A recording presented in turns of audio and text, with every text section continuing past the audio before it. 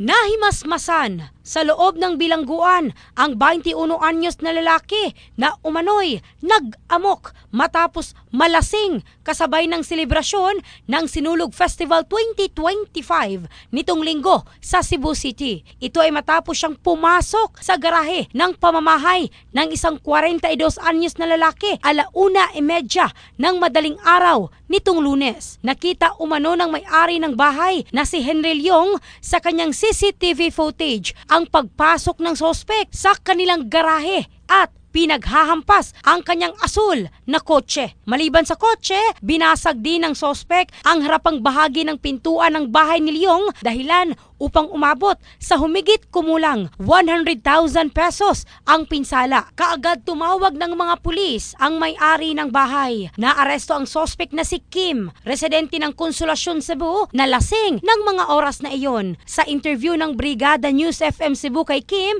sinabi nito na huling naalala niya ay nasa inuman pa siya. In the heart of changing lives, ito si Michelle Craste ng Brigada News Philippines, the Music and News Authority.